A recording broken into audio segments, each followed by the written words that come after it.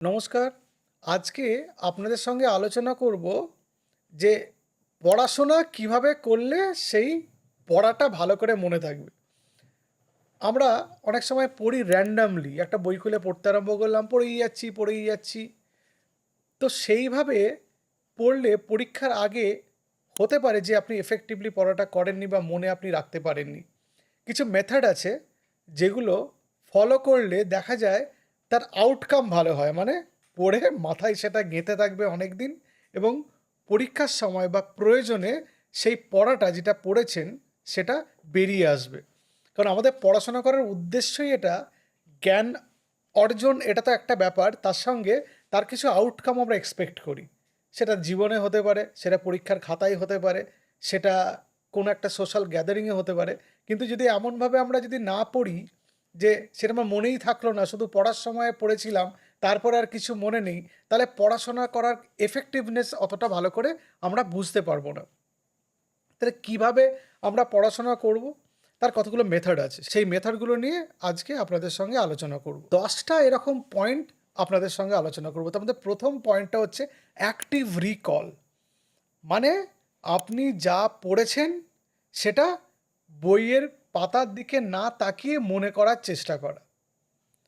এবার active recall করার একটা ঝামেলা আছে। আপনি মনে করুন কোনো জিনিস আপনি ঠিক অতটা মনোযোগ সহকারে পড়েননি। মানে পুরো চ্যাপ্টারটা, পুরো বিষয়টা আপনি অতটা মনোযোগ সহকারে পড়েননি। ফলে আপনি অ্যাক্টিভ রিকল করতে পারবেন না। মানে আপনি নিজে চেষ্টা করে সেটাকে মনে করতে পারবেন না। সেটা অ্যাক্টিভ রিকল করতে গেলে আপনাকে সাবজেক্টটা খুব ভালো করে পড়তে হবে। এবং দেখা গেছে এই অ্যাক্টিভ রিকল করলে ব্রেনের নিউরাল পাথওয়ে অনেক ভালোভাবে এস্টাবলিশড হয়, যে পাথওয়েটা আমাদের পড়াশোনা মনে রাখতে সাহায্য করে। সেটা হতে পারে কোনো একটা ডিভাইস নিয়ে আপনি করতে পারেন, কোনো একটা অ্যাপ নিয়ে করতে পারেন, খাতা পেন নিয়ে আপনি মনে করলেন, বা আপনি সেটাকে মনে মনে বসে বসে মনে করলেন। সেই জিনিসটাকে আপনি পুরোটা ছবির মতো মনে করতে পারছেন কি না সেটা দেখা। যে জায়গায় আটকে যাবেন সেই জায়গাটা বইয়ে খুলে একবার দেখে নেওয়া যে এই জায়গাটা এরকম ছিল। আবার শুরু থেকে সেটাকে অ্যাক্টিভ রিকল পদ্ধতিতে একটা ছবি তৈরি করা মনের মধ্যে পড়াশোনার। সেটাতে অনেক ভালো করে পড়াশোনা মনে রাখা যায়। এই পদ্ধতিতে আপনি দেখবেন পড়াশোনা করলে ইতিহাসের কঠিন জিনিস, তার সময়ের সঙ্গে সঙ্গে তার কী ঘটেছিল সেই জিনিসগুলো মনে রাখতে খুব সুবিধা হয়। সেরকম মনে রাখতে সুবিধা হয় যে জিনিসগুলো ব্যাখ্যামূলক। আপনি যদি অ্যাক্টিভ রিকল পদ্ধতিতে সেগুলো মনে রাখার চেষ্টা করেন তাহলে অনেকটা মনে থাকবে। সায়েন্সের কিছু, ফিজিক্সের কিছু কিছু জিনিস, সেগুলো এই পদ্ধতিতে আপনার খুব বেশি মনে রাখার দরকার পড়ে না, কারণ সায়েন্সটা আমাদের বুঝে শুনে পড়তে হয়। অ্যাক্টিভ রিকল সেই জিনিসগুলোতে বেশি কাজ করে যেগুলোতে অনেক তথ্য আছে এবং যেই তথ্যগুলো ক্রমান্বয়ে আমরা ভুলে যেতে থাকি। এটার পরে কী হয়েছে, ওটার পরে কী হয়েছে। সেই জন্য এই পদ্ধতিতে আপনারা এটাকে অনেক ভালোভাবে মনে রাখতে পারবেন। 2 নম্বর হচ্ছে স্পেসড রিপিটেশন। মানে যে কিছুদিন পর যে জিনিসটা পড়েছেন আরেকবার ঝালাই করে নেওয়া। আমি সাধারণত বলি যে জিনিসটা আপনি পড়ছেন, আমি এই ভিডিওটা বানাচ্ছি তাদের জন্য যাদের বয়স আমার চেয়ে কম, যাদের জীবনে এখনও অনেক পরীক্ষা বাকি আছে। সে 10 ক্লাসের পরীক্ষা হতে পারে, 12 ক্লাসের হতে পারে, বা গ্র্যাজুয়েশন হতে পারে, তাদের জন্য। যে জিনিসটা পড়েছেন সেই জিনিসটাকে আরেকবার রিপিট করা। সেটা প্রথম দিন পড়ে 3 দিন বাদে করা, আবার 7 দিন বাদে করা। এই যে রিপিটেশন হলো, এতে দেখা যায় যে 3 নম্বর দিনে আপনি যেটা পড়ছেন তাতে পড়ার সময় কম লাগছে। 7 নম্বর দিনে যেটা পড়ছেন আরও কম সময় লাগছে, এবং একই জিনিস বারবার দেখার জন্য, শোনার জন্য, শেখার জন্য আপনার ব্রেনের মধ্যে নিউরাল পাথওয়ে যেটা মনে রাখতে সাহায্য করে অনেক বেশি অ্যাক্টিভেটেড থাকে। ব্রেনের হার্ড ডিস্ক হিপোক্যাম্পাসে অনেক বেশি মেমোরি স্টোর থাকে। এটা খুব গুরুত্বপূর্ণ একটা পয়েন্ট। আর এই পদ্ধতিটা আবিষ্কার হয়েছিল, মানে মানুষ জানতে পেরেছিলেন ফরগেটিং কার্ভ, যে এলিংহস বলে একজন সায়েন্টিস্ট বলতে পারেন বা একজন শিক্ষাবিদ বলতে পারেন, তার কথা অনুযায়ী বা তার গবেষণা অনুযায়ী হারমান এবিংহস তিনি এই ফরগেটিং কার্ভ বলেছেন যে কীভাবে মানুষ ভুলে যায় আর কি, পড়াশোনা করতে করতে সময়ের সাথে সাথে ফেড হয়ে যায়। এবং সেটা নিয়ে তিনি আইডিয়া দিয়েছিলেন যে এইভাবে জিনিস করলে অনেক জিনিস মনে থাকবে অনেক বেশি দিন। 3 নম্বর হচ্ছে ইন্টার লিভিং টেকনিক। সেটা কি? সেটা হচ্ছে বলছে যে একই জিনিসকে আপনি বারবার দিনের পর দিন না পড়ে সেই জিনিসটাকে যদি অন্য একটা জিনিসের সঙ্গে পাঞ্চ করে পড়েন। মনে করুন আপনি অঙ্ক কষছেন, তো অঙ্ক কষতে কষতে মনে হলো একটু বায়োলজি পড়ি, বা ফিজিক্স পড়ছেন, তার সঙ্গে আরেকটু বায়োলজি পড়লেন, তারপরে দুটো জিনিস একসঙ্গে আপনি অ্যাক্টিভ রিকল করলেন বা রিভিশন করলেন। তাতে দেখা যায় যে ব্রেন বোর হয়ে যায় না, আর অনেক বেশি ব্রেনে স্টোর হয়ে যায় জিনিসগুলো। আসলে কি হয়, আমাদের একঘেয়েমি আসে তো কোনো কোনো জিনিসে, একঘেয়েমিটা আসে আসে আসলে আমাদের ব্রেনে, আমাদের শরীরে কোনো একঘেয়েমি আসে না। আমাদের কোনো জিনিস রিপিটেশন হতে হতে জিনিসটা একঘেয়েমি তৈরি হয় আমাদের ব্রেনে, এবং ব্রেন একই জিনিস দেখতে দেখতে তার একঘেয়েমি তৈরি হয়, ফোকাস চলে যায়। এবং যেটা এই যে ইন্টারলিভিং টেকনিক, একটা জিনিস আর একটা জিনিসের সাথে পড়া, তারপরে দুটো একসঙ্গে রিভাইজ করা, তাতে দেখা গেছে বেশি মনে থাকে, এবং সেই জিনিসটা আপনি যখন রিকল করতে চাইবেন অনেক বেশি ভালোভাবে মনে পড়ে। 4 নম্বর হচ্ছে পোমোডোরো টেকনিক বা ফোকাস স্টাডি। সেটা কী জিনিস? আমাদের ব্রেন বেশিক্ষণ ফোকাস রাখতে পারে না, সেই জন্য রিলস দেখতে দেখতে লোকে পুরো রিলস না দেখে এরকম করে আঙুল দিয়ে স্কিপ করে বেরিয়ে যায়। পোমোডোরো টেকনিকটা হচ্ছে 25 মিনিট আপনি ফোকাস রিভিশন করলেন, 5 মিনিট ব্রেক দিলেন, এরকম করে 4টে সাইকেল করলেন, তারপরে লম্বা একটা ব্রেক দিলেন। তাতে মাইন্ড ব্রেন রিল্যাক্সড হলো, পড়তে আগ্রহ বাড়বে, মনে রাখতে সুবিধা হবে। এই টেকনিক আমরা জীবনের সব জায়গাতেই করতে পারি, শুধু পড়াশোনার ক্ষেত্রে না। আপনি মনে করুন একঘেয়েমি কোনো একটা কাজ করছেন, মনে করুন একটা কিছু সেলাই করছেন, 25 মিনিট করার পরে ব্রেক নিন, তারপরে আবার 5 মিনিট 10 মিনিট পরে এসে আবার কাজটা করুন, দেখবেন স্পিডে হবে কাজটা আর একটু বেশি, কাজটা করতে ভালো লাগবে, প্রেসারাইজড হয়ে আপনি কাজটা আর করবেন না। 5 নম্বর হচ্ছে ইলাবোরেটিভ লার্নিং। সে কী জিনিস? মনে করুন আপনি একটা সাবজেক্ট পড়ছেন, সে আমি একটা আপনাকে এক্সাম্পল দিই, যে আপনি বায়োলজির কোনো একটা সাবজেক্ট পড়ছেন, এবং আপনি মনে করেন ওপরে ওপরে একটা জিনিস পড়লেন, তো যতটা আপনি মনে রাখতে পারবেন, আপনি যদি আরও ডিটেলসে পড়েন ব্যাপারটাকে, আর একটু উঁচু ক্লাসের বই পড়লেন, বা আরেকটা রেফারেন্স বই থেকে আরেকটু সেই ব্যাপারে আরেকটু তথ্য আপনি জেনে নিলেন, তাহলে একটা যে ওভারঅল আইডিয়া তৈরি হয়, সেটাতে অনেক বেশি দিন অবধি মনে থাকে।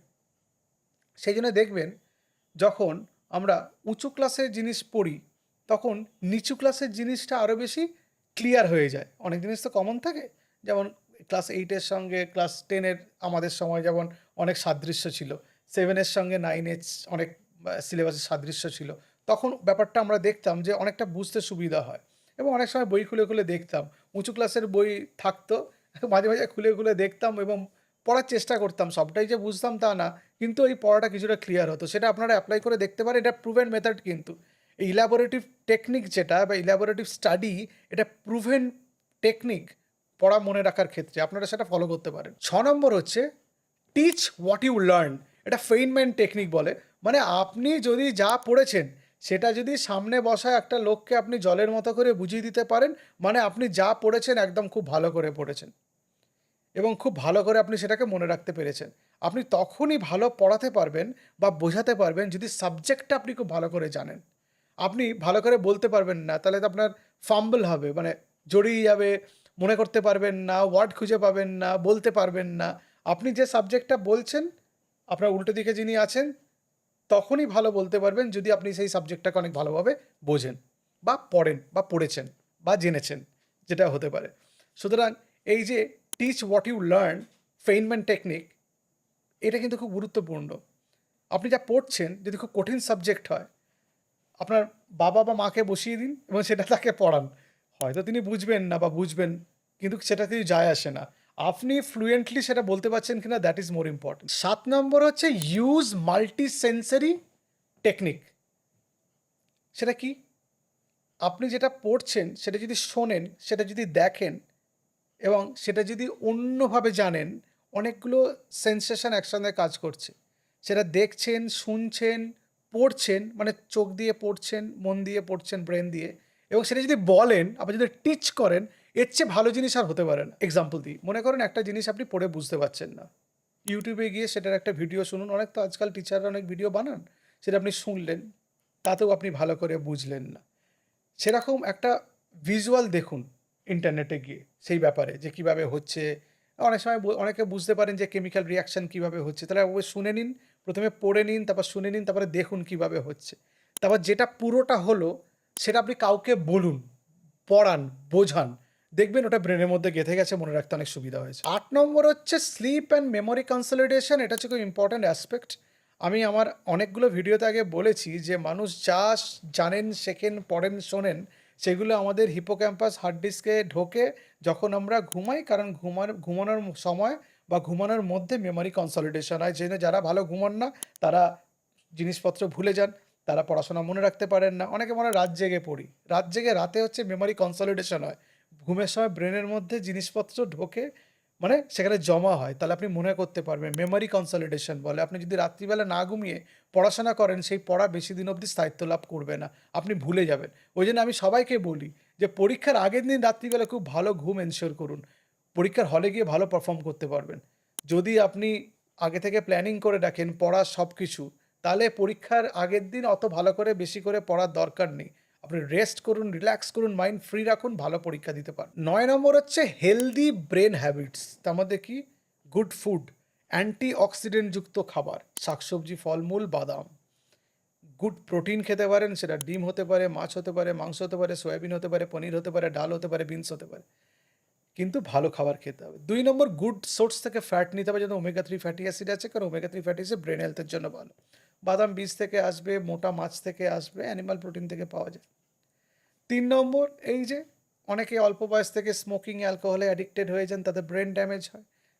যে কোনো রকম অ্যাডিকশান থেকে দূরে থাকা, অ্যাক্টিভলি সেটাকে মেনে চলা, হাইড্রেশন মেনটেন করা। দেখা গেছে যে বডিতে জল শূন্যতা তৈরি হলে মনে রাখতে অসুবিধা হয় পড়াশোনা, হাইড্রেশন খুব গুরুত্বপূর্ণ। আর জাঙ্ক ফুড আমাদের বডিতে ইনফ্লামেশন বাড়ায়, সেই ইনফ্লামেশন তো ব্রেনেও হয়, সেই জন্য ব্রেন ফগিং হয়। যারা জাঙ্ক ফুড বেশি খান তাদের ব্রেন ফগিং হয়, তাদের মনে রাখতে অসুবিধা হয়। আর ১০ নম্বর হচ্ছে মাল্টিটাস্কিং অ্যাভয়েড করতে বলা হয়েছে। এক হাতে ফোন, এক হাতে বই, সামনে টিভি, পাশের বাড়ি থেকে গানের আওয়াজ ভেসে আসছে, তারপরে আপনি পড়তে পড়তে মনে হলো দূর না একটু গিয়ে বাড়ির বাজারটা একটু করে আনি, হবে না, পড়া মনে থাকবে না। You have to be focused. যে কাজটা করছেন তাতে একাগ্রতা দিয়ে কাজটা করতে হবে, সেটা পড়াশোনার ক্ষেত্রে না, জীবনের সব ক্ষেত্রে। মাল্টিটাস্কিং করলে আমাদের কনসেন্ট্রেশন কম থাকে। তার জন্য যে ভিজুয়াল ইমপ্রেশন, কান দিয়ে যে শুনছেন, শিখছেন, পড়ছেন, সেগুলো আমাদের ব্রেনের মধ্যে ঠিকঠাক ঢুকবে না, কনসলিডেশন হবে না মেমোরি। যেটা মাল্টিটাস্কিং অ্যাভয়েড করতে পারে। এই 10টা নিয়ম যদি মেনে চলতে পারেন, আমার ধারণা এবং আমি সেটা বিশ্বাস করি যে আপনার পড়াশোনার ক্ষেত্রে পড়া মনে রাখতে ভীষণ সুবিধা হবে। এবং রেগুলার এক্সারসাইজ করাটা একটা খুব গুরুত্বপূর্ণ, আমি বলবো, পড়াশোনার অঙ্গ। যারা ভালো এক্সারসাইজ করেন তারা ভালো রেজাল্ট করেন, এটা আমি দেখেছি। আবার অনেকে বলেন যে আমি এক্সারসাইজ করি না তাতেও আমি টপার হয়েছি, অল ইন্ডিয়া টপার। সেটাও যেমন পসিবল, কিন্তু অ্যাভারেজ বেশিরভাগ মানুষের ক্ষেত্রে শরীরচর্চা যারা করেন তারা পড়াশোনা বেশি মনে রাখেন এবং তারা ভালো রেজাল্ট করেন। ভালো থাকবেন। নমস্কার।